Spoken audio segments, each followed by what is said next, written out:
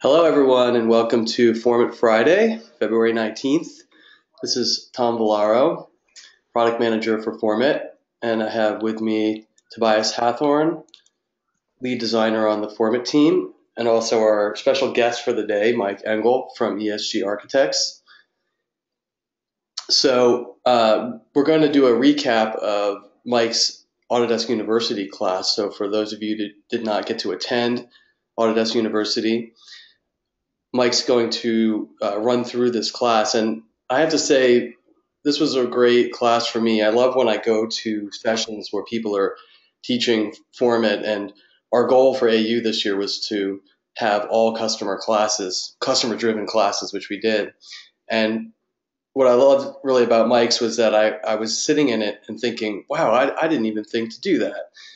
Which is a great feeling when you see people using your product in ways that you didn't think, and you actually learn something yourself. So I'll let Mike take it away in a minute, but the real goal here, the real focus is around bringing the napkin sketch into the model. So ways of taking the idea of an analog sketch, but taking that design intent into the design process early on using a tool like FormIt, but then quickly mashing in other tools such as Sketchbook Pro and Revit and Dynamo, which you'll see how it all kind of comes together, which is the real beauty of this.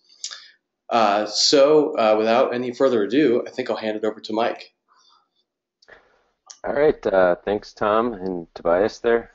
Like Tom said, this is it's kind of maybe a summary overview of the class we did at AU regarding a design workflow, utilizing FormIt kind of as the nugget that brings it all together, and how, even in our digital worlds, we can start to integrate traditional medias and creative processes using some new tools such as iPads, tablets, laptops, etc., along with some various software pieces. So, so as Tom said, I'll just dive right in here. The class was really set up to kind of talk about four pieces. One, just understanding the design workflow and what that means, and then looking at how you create a process that integrates both traditional media of sketching and processing into our very digital and computer-centered workflows, and then figuring out ways to work between different softwares in a fluid, iterative way, as opposed to just translating information to produce a product, but actually using that in the design process. And then even really taking it beyond just FormIt and sketching, but what happens after you get it in and you're in production, and the things need to get built, and how you integrate other tools to continue to iterate. So, so the first thing, when I started to do this, people always ask me is like, well, why do you draw digitally? Why do you draw on an iPad? Why do you use tools like FormIt to sketch in a 3D world? Why not just use traditional tools, pen and ink, and scan it? And really, for me, it's come down to flexibility and this idea of mobility and control, with kind of those being the three pillars of the process, and having, in reality, the largest amount of flexibility through the design process, but also having control of that process. And a lot of times those two, people tell me, well, you can't have both. And I think you can. It's a challenge for sure, but when you really get flexibility and control starting to work together on a design process or a team environment, you really start to create some great efficiencies and tools, I think. So, and then the other part of that is just this idea that, this design studio where we work, where we do things, is really exploding over the last couple of years. It used to be that we were in an office setting to have the amount of computing power, and you were stuck at your desk using desktop software. But really, today and into the future, it's going to continue, is this idea that with laptops and tablets and phones and watches, and who knows what the next one is, the design studio has really become everywhere. I've used FormIt everywhere from trains to buses, coffee shops, bars, conference rooms, you name it, on a variety of devices.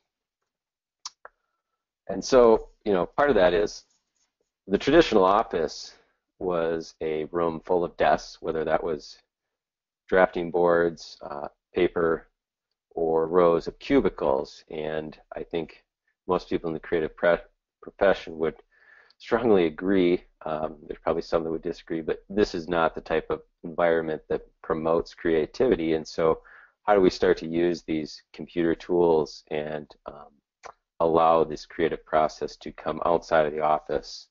And so FormIt has really taken what is my design studio and made it everywhere, wherever that is, whether that's the playground with my kids. I can have the iPad and be sketching and come up with ideas and start modeling it directly in the iPad environment, or at a bar with clients and associates where we're talking about ideas and bringing it together. Again, you can't really bring your desktop to a bar, so it really allows wherever the idea strikes and you need to think about something, you can do that in a very free flowing fashion. Coffee shop, at the lake, wherever, just having that FormIt model that can translate downflow. The other kind of piece of this is, how do you get to FormIt, and why do I utilize maybe FormIt as the basis of a lot of this? And part of it is this idea of rigid versus flexible, and sketching versus the BIM model as opposites. And what does that mean? And in this diagram, looking at tools, either older tools, very traditional methods versus technology and different softwares, and where do they fit kind of on this axis of sketching and modeling and flexible and rigid. And what I'm finding is a lot of the newer tools that are coming out are really starting to allow a process that used to be very rigid to become very flexible throughout the process, using tools like Fusion 360 and Revit and Dynamo, and the interoperabilities in these are really allowing a greater deal of accurate designs, but also changeable, moldable designs.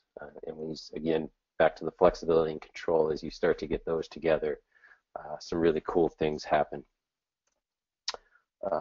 So just kind of creating what is the sweet spot per se of software, and then FormIt just right kind of at the knuckle of that, allowing those to come together.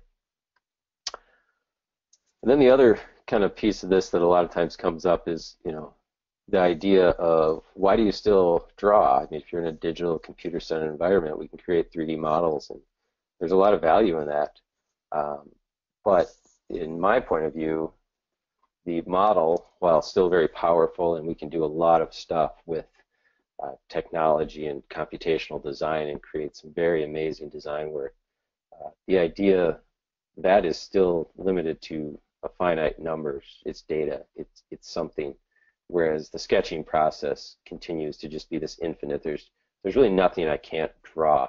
Whether or not somebody else understands it is up for debate, but anything can be drawn. And then, in my mind, bringing those two together, this idea of modeling and computation and three-dimensional programs such as FormIt and Revit and various other ones, and integrating that with the sketching processes of our traditional workflows in an integrated workflow starts to create this design process that, when these pieces intersect, I think is where you really start to get maybe the magic of design and the integration that really pushes our design abilities forward.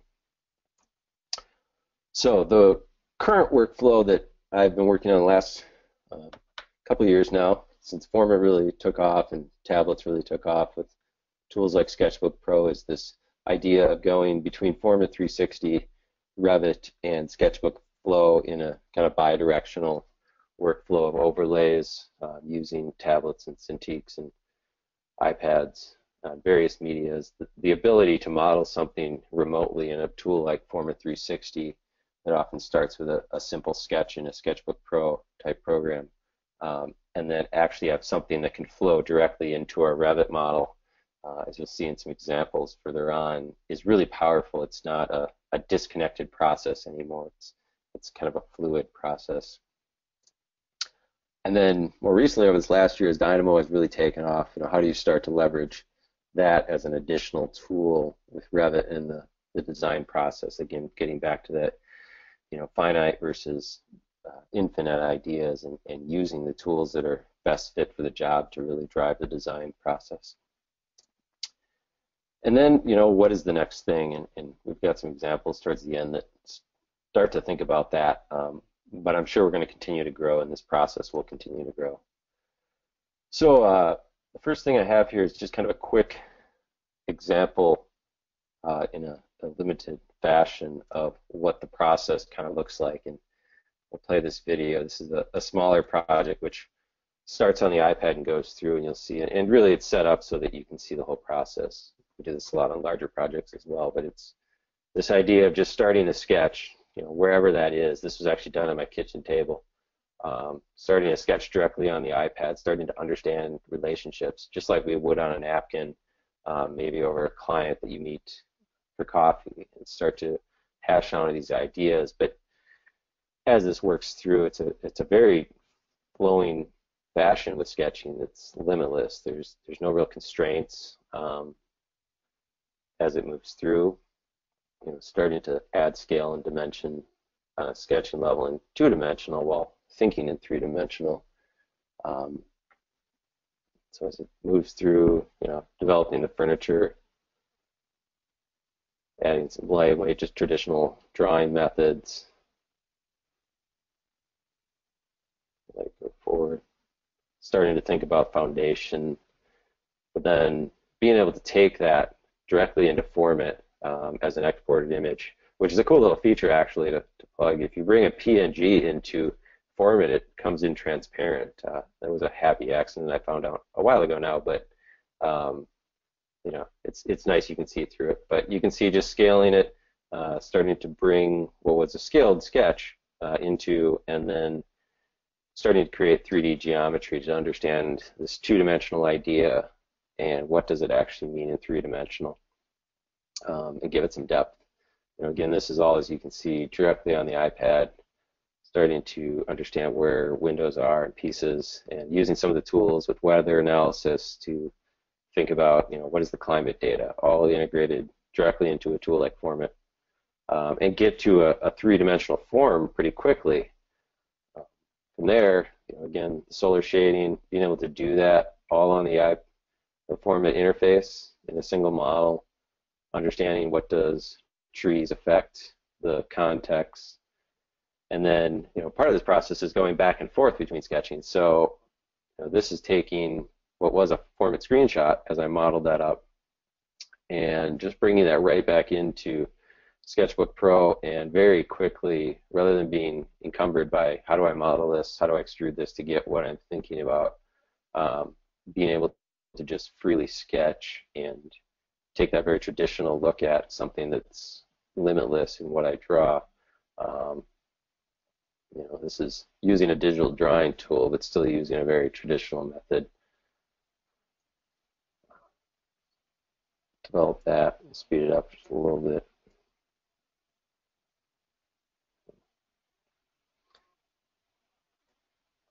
Using some of the layers thing, just like trace paper, to add different colors, study some light.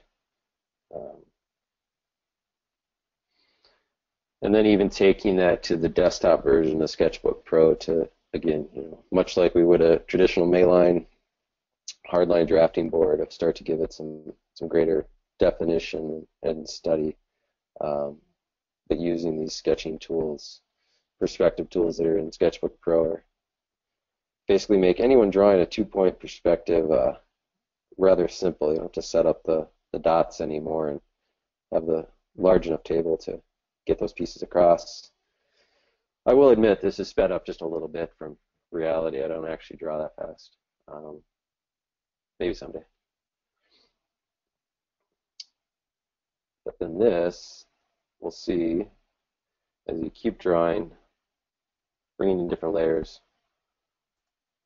starting to get into design ideas without being encumbered by the model. And then, really taking that, all in this similar interface back to the FormIt model to further articulate that. into it as something you can start to present to clients, have discussions, and continue that analysis. And this is really a process that's just kind of like a ball rolling down the hill. It just continues to go back and forth and add a layer of information each time. So, as I was showing in the video, it's starting this basic idea of a sketch process and bringing that into the FormIt model, creating the three-dimensional geometry. You can still see the sketch underlaid that, understanding some site conditions, the solar analysis functionality, taking it levels, understanding materials. And then, the nice thing about FormIt that's really kind of a unique feature is this idea that it flows directly into our production software. So what you're seeing here now is that FormIt model directly opened into Revit as the groups, and not having to translate data. And mention groups, so I modeled some structure there, in this case the design, but I can actually then reuse that geometry to define it as categories in Revit, and share it with structural engineers and have them add information, and rather than delete or duplicate workflows, you can just add levels of data as you work through the process, adding walls that have assemblies to it. It's a very additive process as opposed to maybe a duplication process that a lot of workflows entail. So this is a couple examples of some real live projects then. So it's it's great to think about this stuff in a conceptual way of how we can do these things, but to see it actually happen in real built conditions is kind of the sweet spot for me. Technology is great, and it's even greater when we can use it to build something. So this is a project, a multifamily project, where we had a building completely done in Revit. It was fully designed in CDs, and we were still kind of debating about this interior courtyard area. And a lot of times with Revit, it's like, well, you're that far in a project trying to think about design options and pick apart little pieces freely and come up with new solutions can be a little overwhelming. And FormIt has really kind of maybe broken that piece, where you can take pieces out of it. And what you're seeing here is actually a FormIt model for a new canopy or a new terrace area. The railing pieces you see are actually exported from Revit. So we're taking not only the data from FormIt into Revit, but we can get data out of FormIt back into, or out of Revit back into FormIt, and use it kind of as a basis to study designs further. And in this case, we're not encumbered as much by the tools of Revit, but we can work a little more freely, which in the design process is very valuable, and get to some different solutions to the client separate from encumbering the Revit model. And this is kind of a piece of that process. So the other piece of working in that is, this kind of shows the whole process. So this is the Revit model in the background that you can see. This is the new canopy design, or the terrace design inside the Revit model. But what actually happened in this process is, starting in Sketchbook Pro, very traditional, working through a concept idea of what is a patio piece, starting to model that directly in FormIt, articulating that further into the whole FormIt model. You can start to see the background of a general massing of the matching of what the Revit model is, but a much more generalized manner. Even using underlays of images to start to understand what are these pieces of stairs that are going to be there, and having them as a reference. And then, this image here in the middle is directly taking that FormIt geometry and linking it into the Revit model. So the Revit model, articulated a little further, has the balconies, has all the materials and assemblies already assigned to it, but the FormIt model can flow seamlessly directly into and start to see its implication and setting, and then with some material tweaks and adjustments, and some swapping out of trees to have some rendered RPC trees in there, we can get to a process of working from sketch all the way through back into our Revit model relatively rapidly and still utilize a very high level of data that we have in that Revit model, but not be encumbered by it.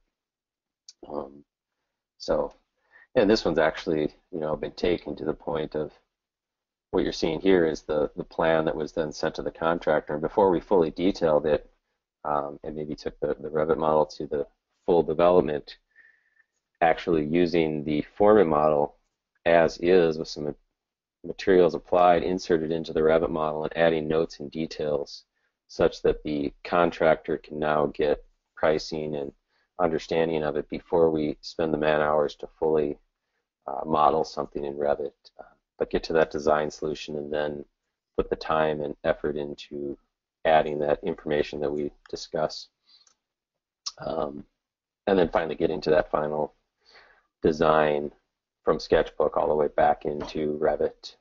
So this is all, what you're seeing now is completely swapped out for full Revit geometry with real floors that have their assemblies and materials and such. So it's really become a kind of just a workflow of just much like sketching and manually translating, but having those much more connected between the processes. So, and then the next step of this is kind of starting to look at multiple tools. So while FormIt 360 has really been the nugget, it doesn't really limit it at any means. Also starting to look at using, the cloud services of Autodesk 360 to share files, but integrating things like Dynamo and Fusion 360 and cloud rendering and even some other outside stuff like Flux to really create a seamless workflow. So this is kind of another, solution. So sometimes you just have things that are large and you want to do fast and study a lot of ideas very quickly. And so this is an example of kind of more master planning, much larger projects that have been done in FormIt for campus planning of new housing. But along the bottom, what you're seeing is basically sketches that were done on the iPad. There's nothing really magical about them other than maybe they were done on the iPad, but being able to very fluidly bring in images in a single workflow, understand relationships, again, much like we would traditionally, and then very quickly come up with multiple iterations inside of FormIt by using these images as underlay, using some Google Earth geolocation tools to quickly and rapidly get to different massing ideas and site organizations for some large master planning projects. And then this is actually flowing into Revit currently, but this will be brought right in there and articulated and detail added and phasing information once we get to processes. But a very iPad centric in this case workflow of going from a sketch idea directly into this 3D model and getting some images that we can explain to clients and have them start understanding what is the massing going to be in a very quick and rapid fashion.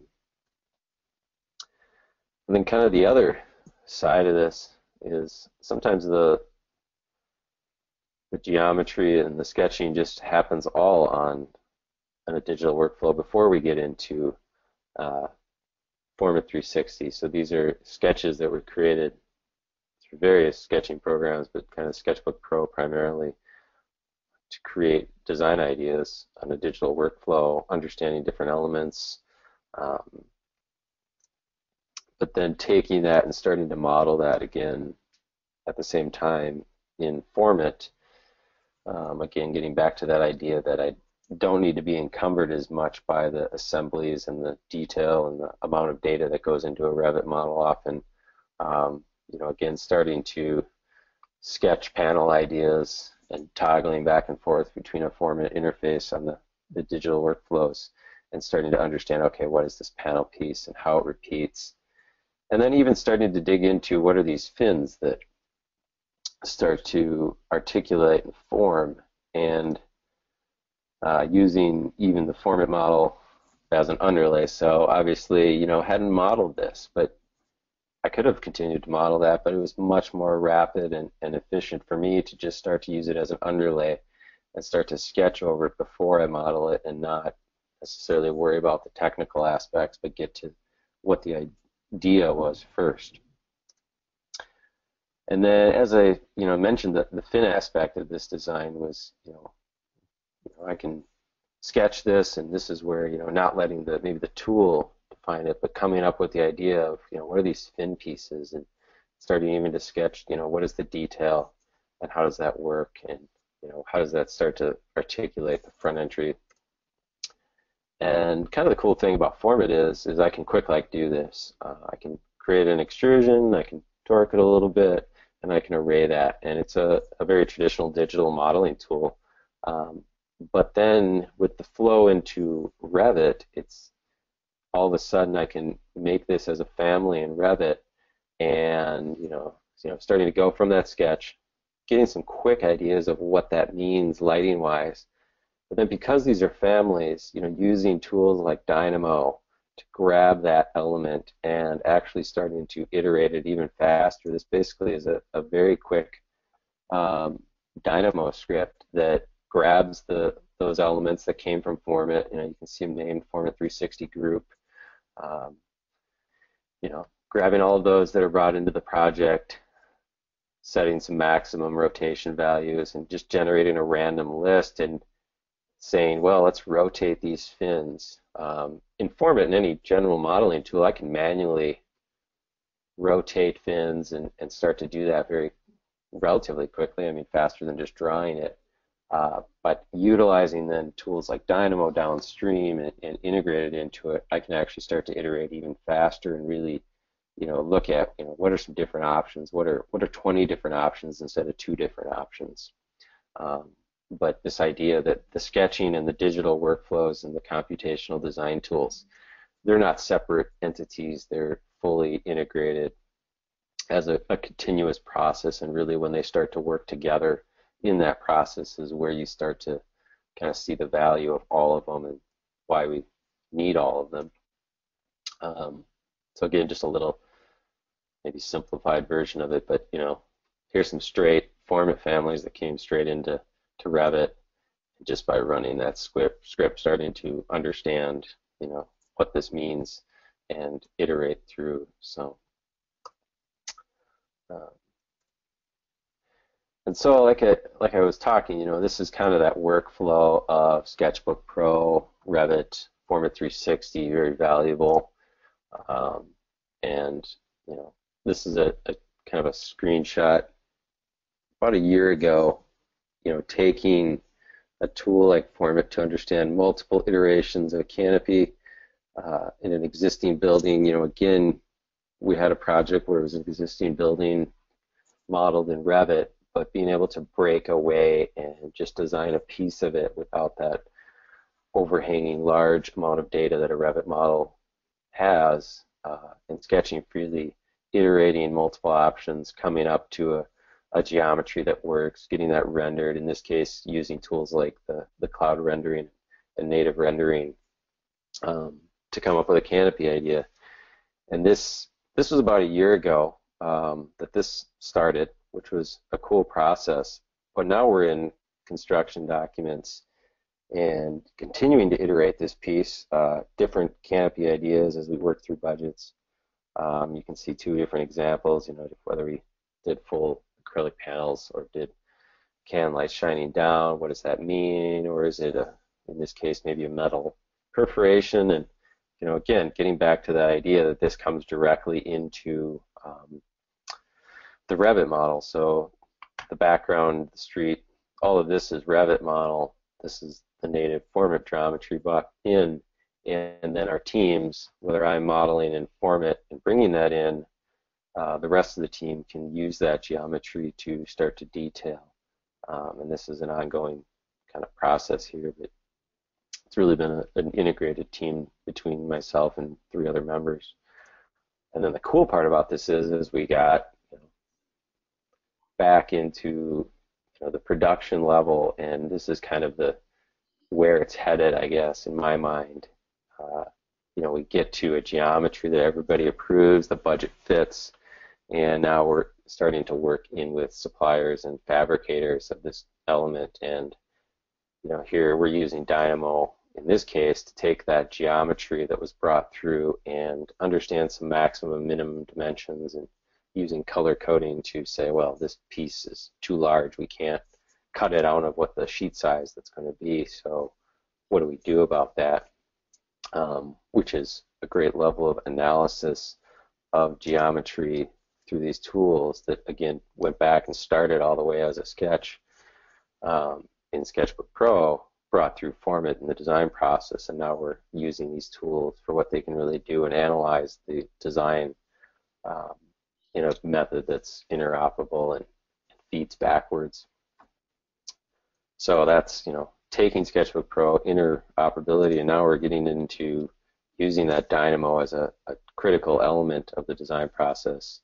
But then the next step is, and what we're looking at is, okay, we've got suppliers, and they may or may not be in Revit, but they happen to have some computational programs. So what we're looking at and is being developed, and this is kind of the future maybe, is now we can take that and share it through outside sources of flux to send it to outside vendors, not being limited to trying to dimension this with an elevation, a plan, but send them directly each panel dimension, which we define based on limits of the geometry size of certain dimensions. So got to that and then said, okay, fabricators, here's the actual geometry, here's the panel dimensions, rather than you translate that information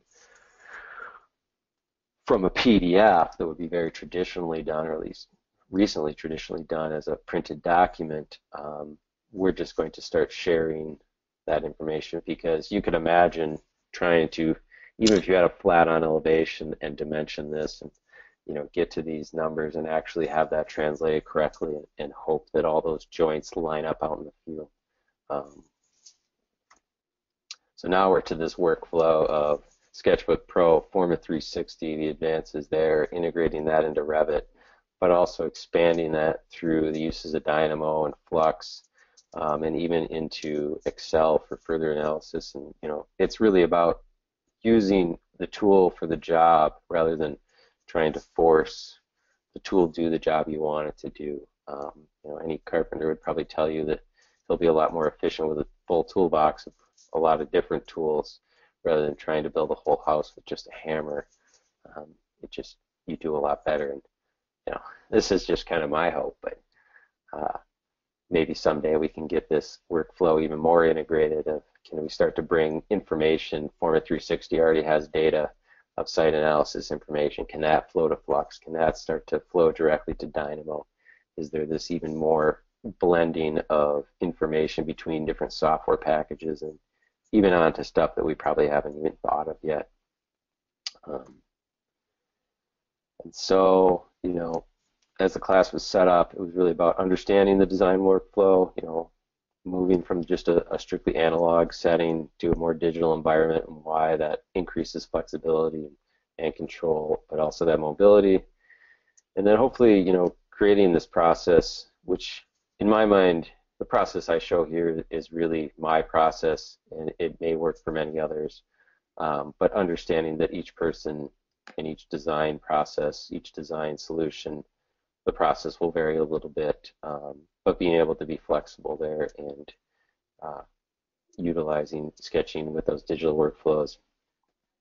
And then even just willing to work fluidly between processes and interfaces, not always necessarily trying to work strictly in Revit, but also work in tools like FormIt and sketching, and fluidly between them is really where the design process allows things to start to meld together, and just continuing to work and integrate various softwares into the BIM workflow. I mean, BIM is about information. It's about interoperability. It's about a lot of different things, but allowing the integration really opens the doors to many users.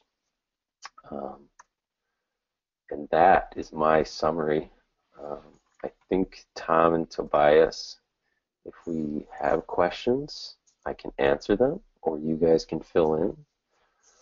and Yeah. we'll go with that. Awesome. Thank you, Mike. This is really, I don't know about everybody else, but it's really inspiring. I love seeing the results of that entryway because you shared those original sketches with me like a year ago, and I've been using that in presentations talking about using FormIt specifically around studying a piece for a project that's already or has some sort of base geometry. I love seeing the result of it now that it's going to construction. That's really exciting, and especially the use of Dynamo and Flux, and I think it's really interesting. The whole sort of way is opened up for us now to just like those dotted lines that you showed, just kind of where we can go in the future with this stuff. So that's really great. Yeah, I'm really hopeful for that. Literally, it's probably in process, so maybe next year we'll have photos of the final built thing and you can really see that full process all the way through. Yeah, that's great. We don't have any questions in the question panel. If you want to raise your hand, I can also unmute you, and we could try this as an actual Q&A discussion to kind of try that out. I have a question because I get this question a lot from users. Can you talk a little bit more technically about how you work with between Revit and FormIt? Specifically, I was thinking about the courtyard and um, how do you limit or do you limit the amount of geometry you bring back from Revit into FormIt? Because I get this question a lot. People say, well, I tried to, bring a whole Revit file in and it was too much. So how do you handle that? Yeah, I handle it.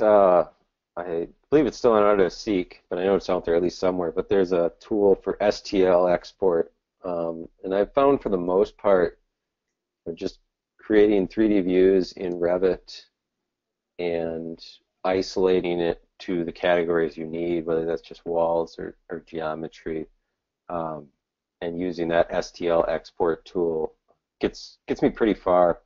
Um, I actually do a lot of taking PDFs very often and actually flattening them to JPEGs to bring those into FormIt as an underlay. So between the two, I can get pretty far. Just exporting formats or formats, masses, where I have projects that have a lot of massing because the geometry is simple.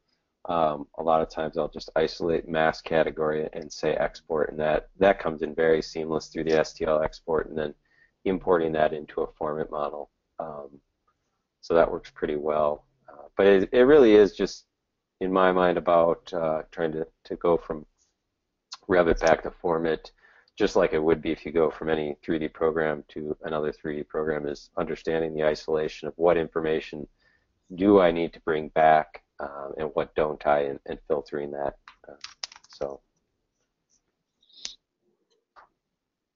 Okay, great. Yeah, we're definitely working as a team on smoothing those out as much as possible in the future. It's a big, pretty much our number one focus.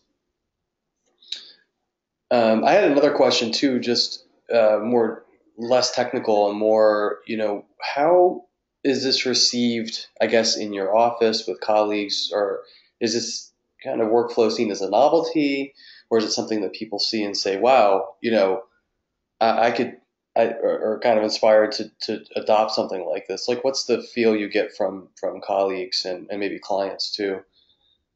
Uh, well, clients, I don't think, as far as using FormIt, they don't really have much negative to say. They just want cool projects, however you Right. get it there, in my mind. Um, it's just as far as colleagues in the industry, people I talk to, it's like any new tool. It's a new idea, and there's struggles because you're changing processes, you're changing tools, you're trying something new, and that's sometimes unnerving and it's a risk. That being said, I think the overall idea and the ability to start integrating both the traditional idea of sketching and drawing and things we have like iPhones and iPads into the design process and continue to do that, but also the ability to leverage that. And the biggest value I see is these processes get us to yes faster and they get us to yes better because we're working in integrated workflows. and the more we can iterate in the same amount of time and get to better designs, those are the workflows that will come to the top um, and be more integrated. So Yeah. I haven't heard anything really negative, um, and for the most part, it's definitely been a positive. This is good that we start to have more integrated workflows and aren't limited to one software. Yeah, that's a great point, and that it's not just about the technology, right? The whole goal here is you want to be able to do your projects better and more efficiently. So, I mean, I can say at Autodesk, we tend to get wrapped around the technology, and I always try to, my goal is always pulling the discussion back to what the users like yourselves are trying to really do, right? And I think that's a really great perspective to have on this. And also, like your comment about toolboxes is, you're going to use as many tools as you have at your disposal, and then a lot of the trick is figuring out how to get them to work together.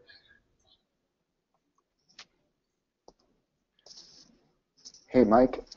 Philip had a great question about using CAD or DWG for backgrounds to get started. Do you have a workflow for that? I don't. I think you guys had a workflow for it. I have not really used much for DWG into FormIt. Haven't. I don't know if it's because it might just be because I work on the iPad quite a bit with FormIt.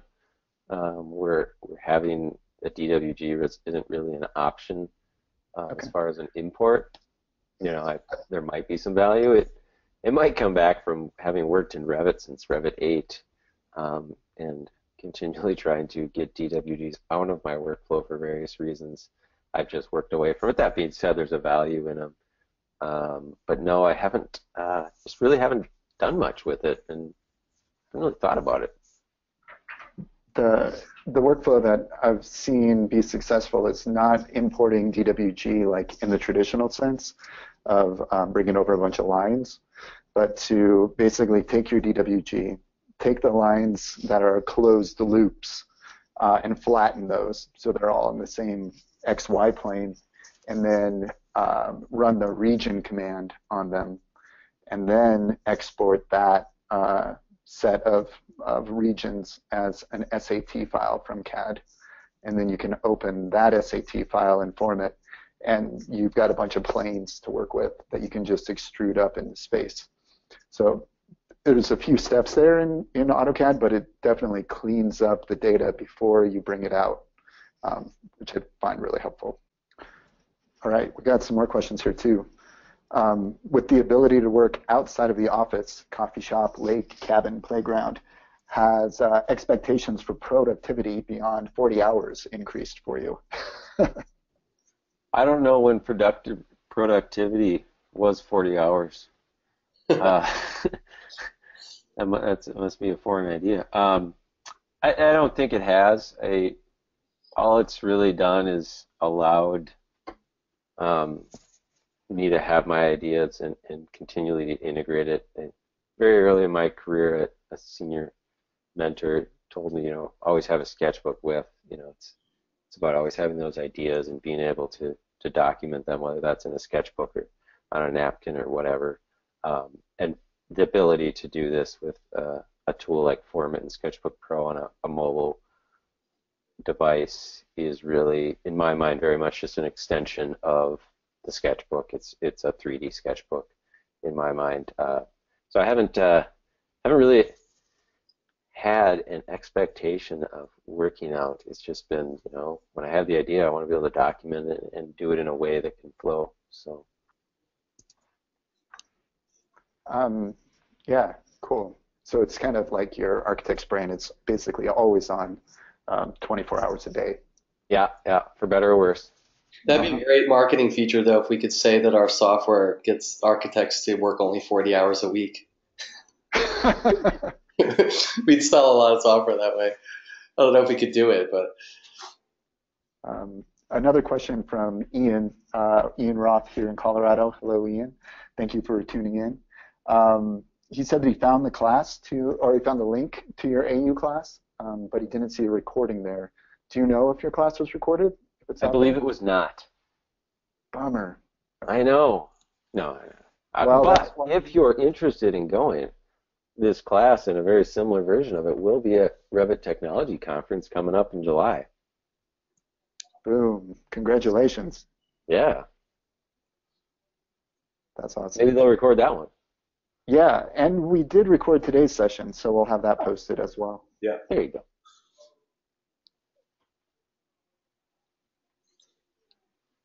Right. Well, that's the questions that are posted. There is one more that just showed up here from Alan. Thanks for tuning in, Alan. Alan's comment is that the Surface Pro opens up opportunities that the iPad app doesn't seem to allow right now.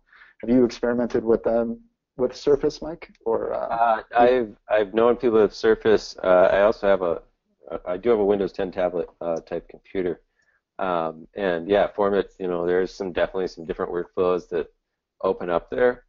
I will say, and this is not a Surface or anything, but I still use the iPad because while I can draw and use FormIt on the laptop with the tablet functionality in that Windows 10 device, the ability to have the iPad in my mind as a separate device and be able to sketch continuously while having that up on my laptop, and the separation actually is, to me, an asset.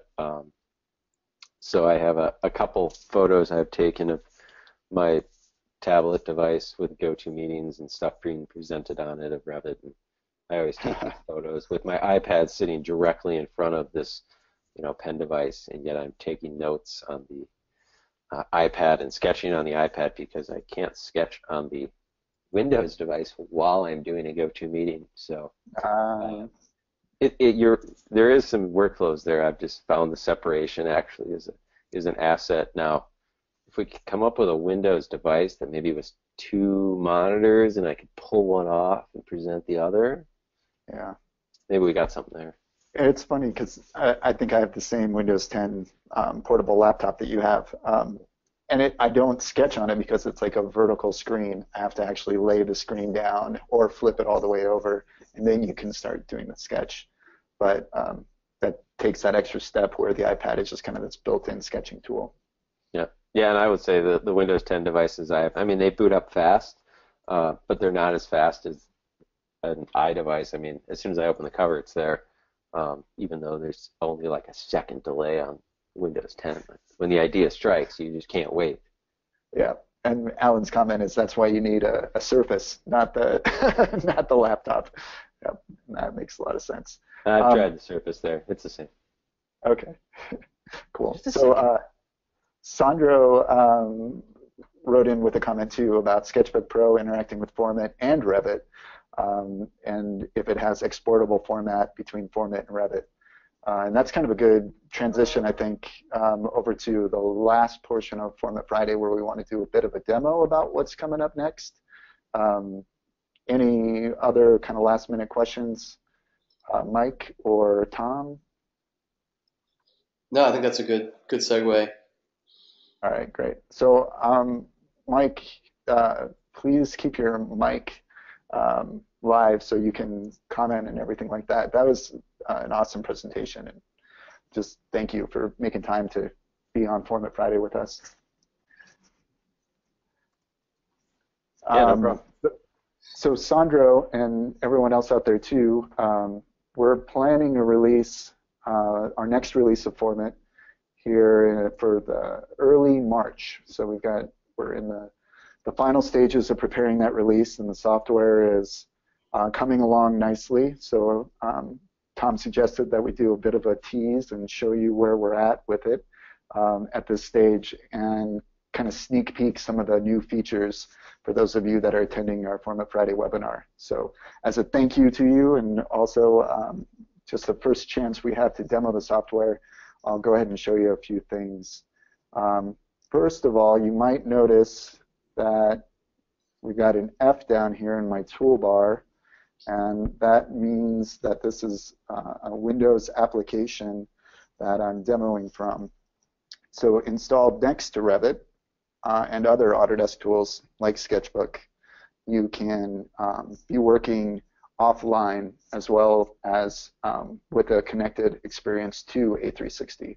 So we still have a login screen, but you're able to log in, verify who you are, and then continue to work offline if you if you would need to or want to. You heard it here first, folks. Yep. I think this is the first time we're actually showing this publicly, so this is fantastic news. Yeah, it's pretty exciting. And there's a handful of other really amazing things that we're doing besides just putting the app onto a new platform. And Sandra, just to kind of answer your question, one of my favorite new features that we've got going is export. We have a ton of new export options. So we have the ability to export visible items only or selected items. And when you do this export, by default, we go to AXM, which is our FormIt format, which is then consumable very easily into Revit. So you guys were talking a minute ago about how much is too much to bring across to Revit. This gives you a much smoother workflow of just bringing the necessary items with you if you just have them selected or visible. And this also is a quick way to build up your content library, that if you have like one of these window frames that you're into, you can just export that alone and then plop it into your content library for just putting windows into your model. Also, one of our developers is a big Unity game engine fan and also loves to take advantage of all that Autodesk offers. So he put together our FBX export. So using that toolkit, we're able to get the material data from FormIt out so you can use it in other applications that consume FBX, like Max and Unity and Project Expo, Project Stingray, a lot of other exciting Autodesk apps. So this really opens up the door for visualizations. Also, by the way, InfraWorks consumes FBX with materials, so you can create some pretty amazing cityscapes very quickly with your design. And further down here, when we set up the FBX toolkit, we're also able to export as a DAE. So the rendering engines that you're able to use, the rendering plugins for other applications, accept DAE files too, so you can continue to use those if you already have licenses. So exporting just got a whole lot easier. The other pieces that are pretty exciting, we've added some new tools for modeling and editing geometry. So the big one that we've gotten a lot of requests for from Ryan Cameron and Mike, among others, is to be able to select a large group or something that you've already created and then to be able to mirror that item. So just with the click of a button, you're able to click and mirror, and then if you wanted to rotate that or do other things, you're able to do that too, but just a very easy mirroring tool that maintains the relationship back to the original. So again, if I were to make a change, this would update that original group that I had placed. And beyond even just a mirror tool, we've added some other nice advanced geometry tools. One of my favorites is this shell option. So you can shell just around faces, or you can shell whole bodies, but just shelling a couple of faces will create that sort of effect. And being able to shell this whole body will do another pretty useful feature. Just grab that guy, shell it, and then I'll push the face down, and you can see that inside, now we've essentially created a volume, an open volume inside that solid. And along the lines of surface interactions, those with the sharp eyes have probably noticed this little touch icon here. So as soon as I click that, I'm now able to go into touch mode. So you guys can't see this, but I'm touching my screen and orbiting this way, like you really enjoy doing with the iPad and the mobile devices. So navigating and even working in this mode is possible too. So you can tap the screen and then have the same controls that are available on the mobile device.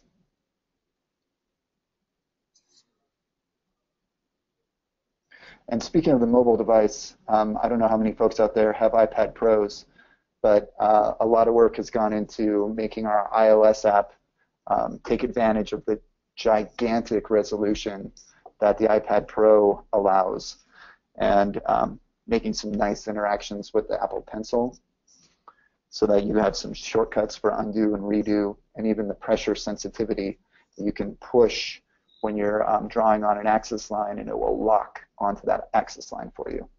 So an enhanced app for the iPad. And last, I don't know that I'll demo this, but I'll just do a tease. We have some new commands over here on the right also, one of them being a Dynamo tab. And these are some Dynamo scripts that I've written and that I can now use in my FormIt model. So I don't know if we want to leave that as a cliffhanger for 2 weeks from now, Tom, but any other features that you think I should cover? No, that's perfect. Leave them wanting more. Mm-hmm. And there is more, trust me.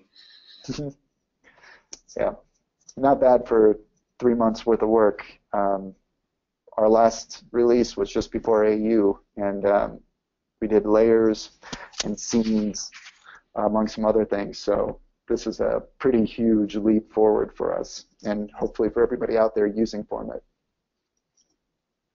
No doubt. So yeah, I think we'll leave it at that. And yeah, probably 2 weeks. I got to look at the calendar just because I'm going to be away, but in Vegas. But I should be able to join in anyway. But I'll send out an email once we have the next one scheduled. But the next FormIt Friday will be all about the new stuff. So join in if you want to dive into this some more. And just want to thank Mike Engel again for coming with us today and presenting. It's really, really great stuff and always inspiring. And I love seeing the development of projects that you've been showing.